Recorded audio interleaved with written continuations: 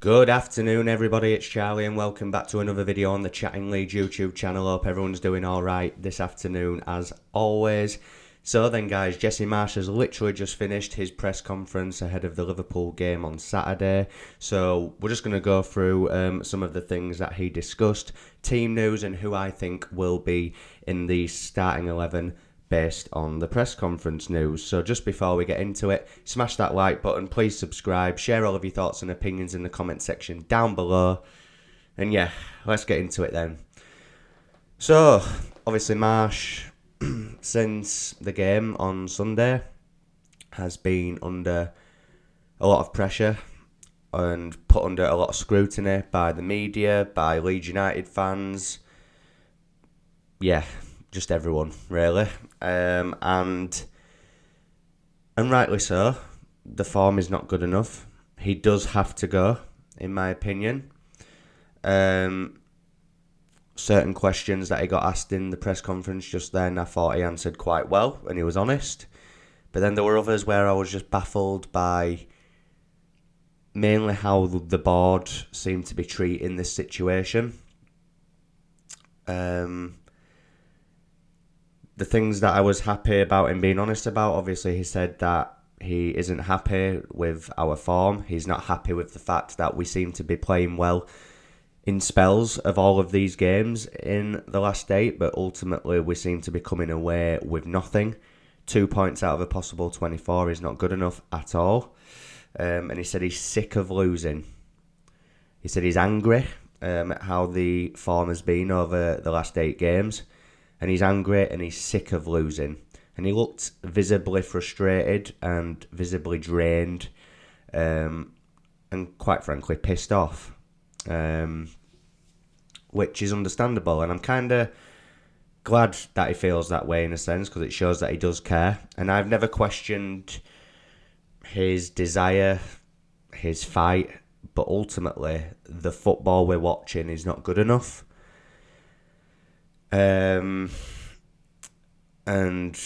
like he even said himself, it's a results business. You can look at XG, you can look at if Sinisterra equalises against Brighton on the line, if Bamford scores the penalty against Arsenal, if Bamford scores the opportunity against Crystal Palace. You know, there's all these ifs and buts, but ultimately we're in the predicament that we're in now. One of the journos asked him about the conversations that he may have had with the board over the last few days, which is something that I was kind of baffled by in his response. He said that he has. He said they're all together. He said they support him. He said one of them actually said, Orta's basically the reason why you're here. Have you had any heart-to-hearts with him? He said, yeah, he's really supportive. He believes in the football and he believes in what I'm trying to achieve here at Leeds United. And I just sat there and I was just thinking, these people are in charge of our football club. Oh my God. Happy with the football. What is he watching? What is he watching? And then Marsch also said that he doesn't feel that Leeds have been playing that bad. Did he not see the marking? Did he not see the defending against Fulham? Did he not see the performance against Leicester? And also, which this is just point blank delusional, someone asked him about the fans at Ellen Road on Sunday that were showing their displeasure, let's just put it like that. And he said, I didn't think Ellen Road was that negative. He said the fans were behind us. And I went, not from where I was standing, pal. Were all those boos just happy boos, were they? Now look, I don't usually like to boo them, and I didn't boo them. But I could understand why people were booing. All these happy clappers who were just stood there clapping in the family stand and West stand and all over. I'm not about that. For me, they didn't deserve to be clapped off on Sunday. They were that poor. They didn't deserve... All them fans that travelled down to Leicester on a Thursday night, when, let's be honest, a lot of them will have had work early the next morning, but they still paid their hard-earned money to go and watch that shower of rubbish. and he still thinks that the fans are with him. No. You'll have a portion of the fan base that are. But look, do I want him to turn this around? Of course I do. Do I want Leeds United to go and get 3 points on Saturday? Of course I do. But in a way, if we do get a win, which we won't, but there's a very small part of me that thinks it would be the most Leeds United thing ever to go and get a win at Anfield now. But if by some miracle we get a win on Saturday night, the board are just going to back him even more.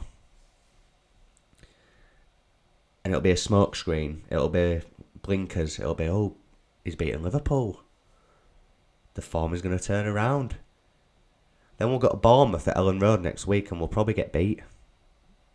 Because let's be honest, Bournemouth are looking decent at the minute.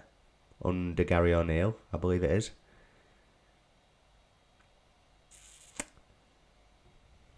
I just think, you know, and it's funny because he speaks really well. But like I heard someone say on Twitter, you know, he's just a motivational speaker. And I do think he's a decent coach. And in a way I can kind of understand how he wants to play. I just think it's the wrong way to play. Especially with the players that we've got. He's not utilising our best players. And it's just really, really frustrating at the minute. It really is. On to the team news then. Which again is just... I'm just going to read it here on my phone because I did make some notes.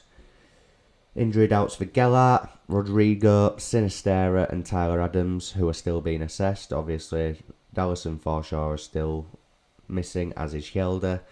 And there's also a decision to be made on Liam Cooper's fitness as well. Oh my lord. So this makes this predicted 11 that I'm about to go and do all the more difficult.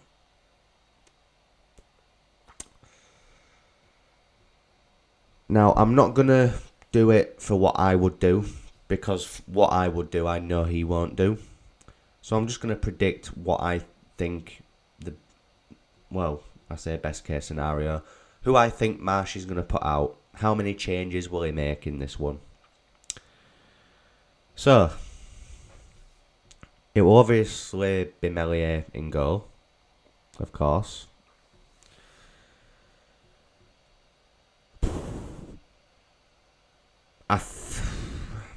As much as I want Christensen to come back in,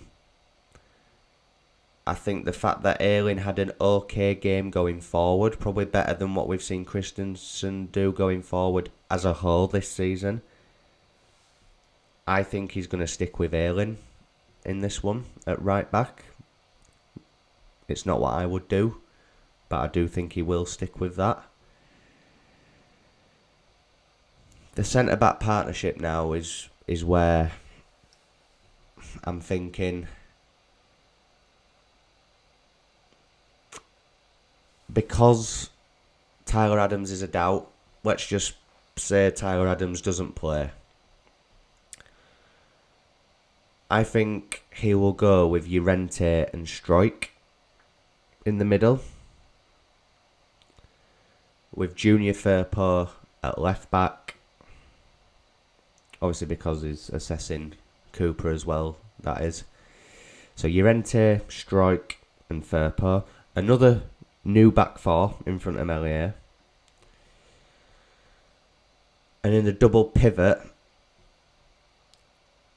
I'll admit this is kind of what I want to see, if I'm honest. It's not ideal, but it's what I would prefer. I don't want to see Greenwood partnering in Marc Roca. If anything, I would rather have Koch playing defensive midfield with Marc Roca. Koch can play in CDM. It also keeps it a little bit more defensive in there as well, because he could probably drop back and have three centre-backs, essentially. So yeah, Koch and Rocker. On the right, obviously because Sinistera looks like he's a doubt, I think Harrison actually will go back out on the left. And I think Brendan Aronson will operate from the right hand side, which, let's be honest, he has played well from that position. And I think Matthias Klick, because of Rodrigo being a doubt, I think Matthias Klick will play in the number 10. And then Bamford up front. Is that team good enough to get a result? No. Do I think it can get a result? No. Now, obviously, he said a lot of those players who were doubts are doubts, so they could play. Would I try and risk any of them? The only one I would try and risk is Sinistera. And I think if Sinistera plays, then Harrison will go on the right, Cine will be from the left, and Aronson will operate in the 10 behind Bamford. Cooper might even play. So if Cooper does play, I would put Pascal at left back and Cooper at left centre back. But then you've got a right hand side of Llorente and Ayling. Or he could put Greenwood in with Matt Rocker again. Who knows? Because trying to predict this 11 over the last few games has proven very difficult, given the amount of changes that have been made. So, I say that's my predicted 11. I've kind of said a few different scenarios there, but I just think it's that difficult to predict at the minute. Obviously, I will be doing my match preview ahead of the game, which will be out tomorrow afternoon, or in fact, probably tomorrow night actually. But if you've enjoyed this video, please smash a like. It does help with the algorithm. It helps everyone else on YouTube be able to see it and access it. So if you could smash a like, that would be great. Please subscribe if you're brand new. We're so close to hitting 2k on the channel. It's something I really would like to achieve before the end of the year. So please help me out with that as well. Share all of your thoughts and opinions in the comment section down below. And I'll see you in my match preview tomorrow. Cheers.